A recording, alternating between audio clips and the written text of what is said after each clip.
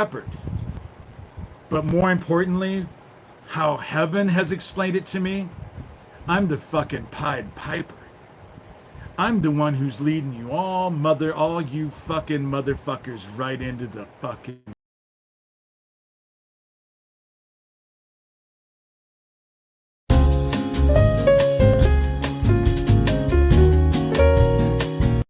Hello friends, Penis von Lesbian here. Today we are going to take a gander at the extended version of David's book, Rabbit Hole, Confessions of an Antichrist, which you can read for free on his website, davidschurter.com. Today we are focusing on some excerpts from pages 66 to 71 that discuss David's good friend Mark Anderson. Then we will see what reality says about David's good friend Mark Anderson. I'll give you a hint, it's something they have in common. It was also during Project Cleanup that Mark and Walt were charged with crimes against children, which I found to be ridiculous. Mark had invited 3 hustlers to spend the night on his living room floor and had either inadvertently or intentionally touched one boy's butt. The boy's parents tried to extort money out of Mark and failed, then turned to the police and pressed charges. Suddenly, the Omaha World-Herald, whose owner Harold Anderson was reportedly involved in the Larry King, Franklin Credit Union scandal, began touting Walt, the shyest person I'd ever met, as the Pied Piper of pornography, and Mark and Walt were proclaimed as menaces to society by the local media. Mark told me that he would just try to keep his distance while his troubles played out, but everything was turning upside down and I didn't know what to think, or who to trust. Besides Mark's withdrawal, things had cooled off between me and David and BJ. Both had been deeply involved with Alan Baer and had disassociated themselves from me, probably due to secrets I knew nothing about. Despairing over my failed friendships, I once again found myself alone, miserable, and angry, with no job, no money, and no options. My mother pressed me to leave town for a while and visit Cindy, and her prodding irritated me as I saw it as yet. Another example of how she was trying to control my life in her newfound role as my mother. Now I realize that she was saving my life by sending me away from a situation she was afraid would somehow envelope me. Confused and a bit scared, I finally gave in and let her buy me a bus ticket to Florida. Looking back, I see that more was going on in Omaha than even I was aware of at the time, and my decision to leave probably saved my life. Having to buy a plane ticket 2 weeks in advance, I spent the next 2 weeks sobbing, waiting to fly back to Omaha to say goodbye to everyone in my life. Omaha media stories that week said David was killed by his roommate Mike James. For reasons unclear, John Joubert was convicted and sentenced to death, and Mark Anderson and Walt Carlson were convicted and sentenced to spend years in prison. No real evidence linked Mark and Walt to any crime, but Omaha had become a circus dictating justice from a kangaroo court. The fact that the parents of the boy had tried to extort money from Mark before going to the police, which came out in court, was insufficient to save he and Walt from prison. The media taught the public to associate these names and faces with crimes against children to thereby keep attention away from others who were truly guilty. 2 men and a convicted killer were sacrificed as scapegoats upon which everyone could vent anger and frustration. Convicted by the media, it worked like magic. I couldn't believe it. And Alan Baer, guilty of pandering sex with minors and of so much more, only received a $500 fine by the same judicial system. The disparity enraged me. Unable to work those 2 weeks, I was fired and felt my life was over. My despair was a living, breathing thing that dug its claws into my chest, and I often found myself doubled over on the floor, crying in fits for hours at a time. I locked myself in my room, scaring my roommate who had no clue as to what was going on. Unable to talk, I spent night after night crying myself to sleep, dreading the next day as more of the same. Finally returning to Omaha, as my cab drove through downtown, I saw the same 3 hustlers who had put Mark and Walt in prison selling themselves down on the run. Disgusted but not surprised, I stared at my hands until the cab pulled up to my mother's apartment. Drunk, my mother went on and on about David wanting to kick out the roommate who killed him. I never met Mike James, the roommate convicted of David's murder, nor did I ever want to, but soon I would have reason to be doubtful as to his guilt. porn arrests expected to grow, probe could branch out later. Omaha police arrested 10 of the 13 men charged Thursday in an investigation into homosexual exploitation of boys, including 3 of 4 men charged with felony sexual assault. The charges are a result of a 16-week police investigation in which Omaha police detectives interviews 200 suspects, witnesses and victims and spent hundreds of hours viewing pornographic videotapes they had seized. All of the relationships police have discovered to date have involved men and boys and have been homosexual, Captain John Mitchell said Thursday. The investigation could involve women at a later date, he said. We could branch out later, to include women, because we're only halfway through the alleged pornographic videotapes and other materials police seized, Mitchell said. We haven't closed any doors. Police said the videotapes, such as the nearly 2,000 allegedly pornographic tapes seized from one of the men's homes, were used to develop relationships. Officials said men first established casual contact with the boys, and their relationship over time led to homosexual acts. They'd show the boys cartoons, then war movies, then softcore tapes, then into the heavy male-female relationships, then all-male. Michelle said, it was just a progression.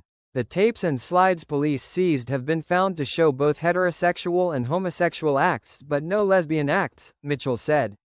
The majority of the material was homosexual in nature, he said.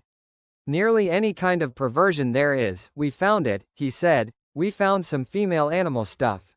It runs the whole gamut of perversion. Police officials said more charges and arrests in the case are certain. Felony charges. Walter Carlson, 33, of 4933 Miami Street, Winford Fryer, 44, of 2422 North 56th Street and Leo Weidenfeller, 58, of 1008 North 168th Street, appeared Thursday before Douglas County Judge John McGrath to have bail set on their felony charges. Carlson is charged with 3 felony counts of sexual assault on a child. He also is charged with multiple misdemeanor counts of showing obscene material contributing to the delinquency of a minor, indecent liberty and debauchery. Deputy County Attorney Raymond Spear said in court that Carlson's felony charges are based on the allegation that he had sexual relations with 3 boys, 2 of them 14 years old and 1 12 years old. Police said many of the men charged with misdemeanors also allegedly were involved in homosexual relations with boys under the age of 18. McGrath set Carlson's bail at $100,000. Carlson said in court he is single, lives alone and works for AT&T. Fryer is charged with 1 felony count of sexual assault of a child. He also is charged with contributing to the delinquency of a minor and 2 counts of showing obscene materials to a minor. Those are misdemeanors. McGrath set Fryer's bail at $35,000. Spear said Fryer's felony charge is based on the allegation that he assaulted a 14-year-old boy. Fryer told the judge he is divorced and works for the U.S. Postal Service. Weidenfeller is charged with 1 felony count of first-degree sexual assault and 2 misdemeanor counts of contributing to the delinquency of a minor. Weidenfeller's bail was set at $50,000. He told the judge he is single, lives alone, and works in the laundry room at St. Joseph's Hospital, 4th missing man. It was disclosed at the hearing that Weidenfeller was convicted of sodomy 13 years ago. The 4th man charged with felonies in the case, 37-year-old Mark Anderson of 1305 Ames Avenue, has not been located by police. Anderson, charged 2 weeks ago with allegedly tampering with one of the witnesses in the probe, was charged Thursday with 6 counts of first-degree sexual assault and 4 counts of sexual assault of a child. A misdemeanor warrant charges him with 3 counts of showing obscene material to minors. Misdemeanor charges. Also charged with misdemeanors in the investigation, Joseph Burke, 67, of 11906 Wool Worth Avenue, multiple counts of indecent liberty with a minor, contributing to the delinquency of a minor, showing obscene material to a minor, debauchery and 21 counts of possession of child pornography. Burke, who was arrested last month when a Lincoln investigation led police to Burke's home and the discovery of alleged pornographic material, was arrested again Thursday. Ben Bruner, 48, of 4165 Cass Street, 2 misdemeanor counts of possession of child pornography. Bruner, who taught history at Westside High School for 17 years, has been absent from his job since November 25. He was not arrested Thursday. John N. Nelson, 50, of 128 North 33rd Street, 1 count of indecent liberty with a child. He was arrested Thursday. Harold Potter, 56, of 9516 Pershing Drive, 2 counts of contributing to the delinquency of a minor and 1 count of indecent liberty with a minor. He was not arrested Thursday. Alvin R. Bueller, 52, of 2405 North 52nd Street, multiple counts of indecent liberty with a child and contributing to the delinquency of a minor, arrested Thursday.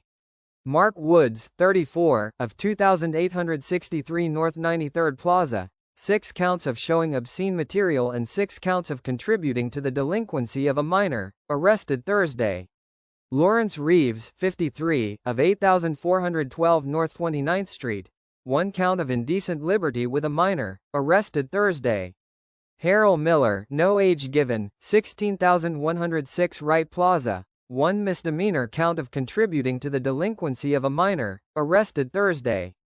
Don Nordbo, 39, of 3220 West Broadway, Council Bluffs, 1 misdemeanor count of contributing to the delinquency of a minor, arrested Thursday. The 9 men charged with misdemeanors only did not have to appear in court for bail hearings, and their court dates were not immediately set. Burke is the only one of the 13 charged in the production of child pornography, also a felony. He was charged last month after police found nearly 2,000 allegedly pornographic videotapes in his home. Age of boys. Police said they still must review nearly 1,000 videotapes, including some 500 which have been seized since the search of Burke's home. Dupuis Douglas County Attorney Mark Delman said the age of the boys involved determined whether the men were charged with felonies or misdemeanors. Felonies could only be charged when the alleged victims were 15 years of age or younger, Delman said. Misdemeanor charged such as debauchery, indecent liberty with minors or contributing to the delinquency of minors were filed when the boys involved were 16, 17, or 18, officials said. I wonder what makes David scream in protest of the alleged innocence of an obviously guilty pedophile. It does make one wonder. I think we will continue to look through this lovely tome of fanciful tales and see what other verifiable bullshit we can uncover. Until next time, friends, cheers. There's a lot of crazy shit on the internet.